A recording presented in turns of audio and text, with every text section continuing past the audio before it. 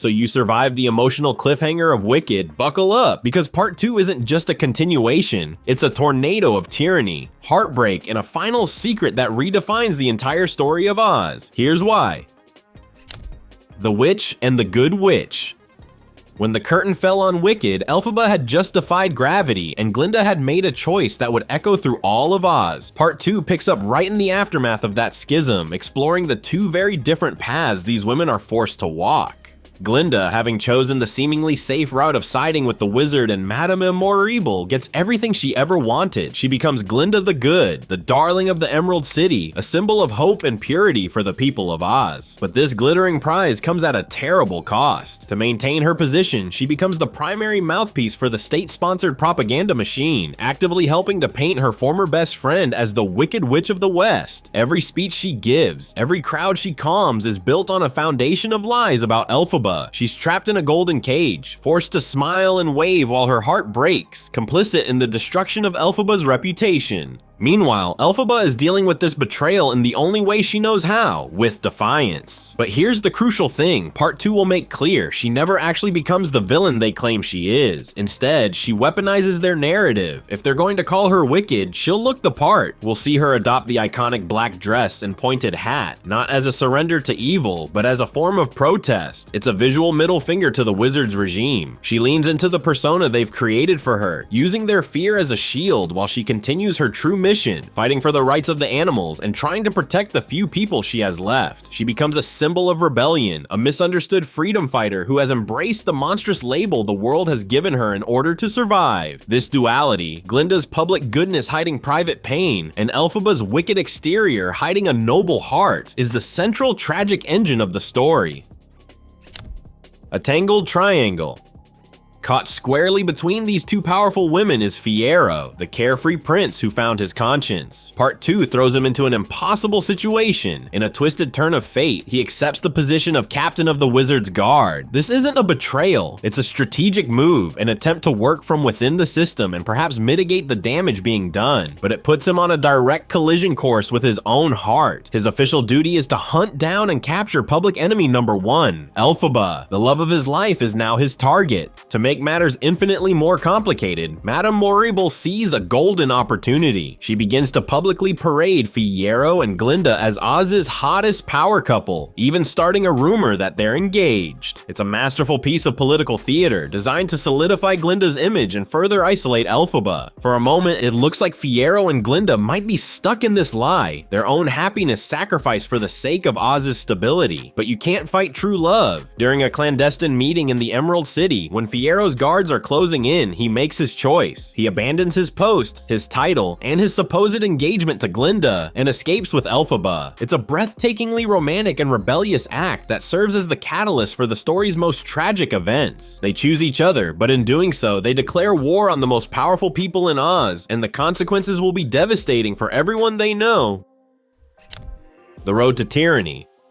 While Elphaba and Fiyero are navigating their forbidden love, a different kind of tragedy is unfolding in Munchkinland. Nessarose, Elphaba's wheelchair-bound sister, has been installed as the region's governor, but the power, combined with her deep-seated insecurities and unrequited love for Bok, corrupts her completely. She becomes a petty tyrant, obsessed with keeping Bok by her side. He is, for all intents and purposes, her political prisoner, unable to leave her service. When Elphaba pays her a secret visit, she tries to do something kind for her sister. Believing it will help, she casts a spell on Nessa's ruby slippers, giving her the ability to walk. But this gift only makes things worse. The moment Nessa is on her feet, Bok sees his chance. Believing his debt is paid, he declares his intention to leave Munchkinland and go to Glinda, the woman he's always truly loved. This shatters Nessarose. In a fit of desperate, jealous rage, she grabs Elphaba's ancient spellbook, the Grimoire, and tries to cast a spell to make Bok love her. A spell to take his heart, literally. But she has no training. No control. The spell goes horribly wrong and begins to shrink Bok's heart, killing him. Elphaba arrives just in time to witness the horror. To save his life, she is forced to cast a counterspell, a radical and untested piece of magic. It works in a way. Bok is saved, but he is transformed. His entire body turns to tin, leaving him without a physical heart to feel pain or love ever again. He becomes the Tin Man, a hollow shell of the man he once was, a permanent walking tragedy created by a chain reaction of unrequited love and misused power. the storm on the horizon. With Elphaba and Fiyero in hiding, Glinda grows desperate. She concocts a plan to lure Elphaba out by spreading a rumor that Nessarose is in grave danger. It's a risky manipulative move, but she believes it's for the greater good. However, she makes the fatal mistake of telling Madame Morrible. The malevolent headmistress sees an opportunity not just to capture Elphaba, but to eliminate her troublesome sister, Nessarose. In one fell swoop, Morrible, a powerful weather witch, hijacks Glinda's fake rumor and manifests a real threat. A massive swirling tornado. This tornado rips a farmhouse from its foundations in a distant, colorless land called Kansas and sends it spinning toward Munchkin Land. The house lands, of course, directly on top of the tyrannical Nessarose, killing her instantly. And out of the wreckage steps a new pivotal character, Dorothy Gale. Her arrival marks a major turning point as the familiar story of the Wizard of Oz begins to violently intersect with our characters' lives. The casting of Dorothy has been one of the film's most tightly guarded secrets. While the role has been filmed, her identity remains a mystery, fueling fan speculation that it could be a major star or a talented newcomer like Alicia Weir, who played Matilda. This deliberate secrecy ensures her appearance will be a massive, shocking moment for the audience, the final, unpredictable piece on an already chaotic chessboard. Glinda, in her attempt to save her friend, has inadvertently set in motion the very events that will lead to her public downfall. Sacrifice and deception. The chaos at the crash site is immediate. Elphaba arrives to find her sister dead, and in her grief and rage, she confronts Glinda for giving away their family's heirloom, the ruby slippers, to this strange girl, Dorothy. As they fight, the wizard's guards, led by Fiyero, finally catch up. They corner Elphaba, but Fiyero makes the ultimate sacrifice. He creates a diversion, allowing Elphaba to escape while he is captured and dragged away to be tortured. Heartbroken and desperate, Elphaba casts another desperate spell from afar, chanting whatever comes to mind to protect him, to make it so he can't feel pain. But like her spell on Bach, the magic has an unintended consequence. It saves his life, but transforms him into a being of straw and stuffing, the Scarecrow. This is the final straw for Elphaba. Every time she has tried to use her magic to do good, it has backfired spectacularly, hurting the people she loves most. She gives up, she embraces her fate as the Wicked Witch, and hatches a final brilliant plan with Glinda. Knowing the people of Oz will never stop hunting her, she decides to fake her own death in the most public way possible, playing into the rumor that water can melt her. She gives Glinda the Grimoire, tells her to continue the myth of the Wicked Witch, and to use her newfound power to actually be Glinda the Good. This selfless act explains the opening scene of Part 1, where Glinda celebrates the witch's death. It was all an act, a painful performance to honor her friend's final wish and secure the future of Oz.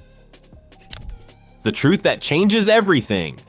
With Elphaba dead, Glinda returns to the Emerald City, a hero. She presents the wizard with a memento of Elphaba's, her late mother's little green elixir bottle, and that's when the final, world-shattering truth is revealed. The wizard recognizes the bottle. With a dawning horror, he confesses that it was his. He was the man with whom Elphaba's mother had an affair all those years ago. He is Elphaba's biological father. The monster he created, the wicked enemy of the state he built his power on vilifying, was his own daughter. This revelation changes everything. Madame Morrible realizes Elphaba's incredible power came from being a child of two worlds, Oz and Earth. But for Glinda, it's the last piece of the puzzle. Armed with the absolute truth, she does what Elphaba never could. She confronts Morrible, exposing her as the true villain behind Nessa's death and the conspiracy against the animals. She has Morrible arrested. Then, she turns to the wizard, this pathetic, fraudulent man, and banishes him from Oz forever. In a stunning coup, Glinda seizes control, finally becoming the wise and just ruler she was always meant to be. The film ends on a bittersweet note. Love does win as Elphaba and Fiyero, now the Scarecrow, escape Oz to live a life in peace. But Glinda doesn't know this. She is left to rule alone, a truly good leader who must carry the heavy burden of her friend's sacrifice, forever bound to a story the rest of the world will never understand.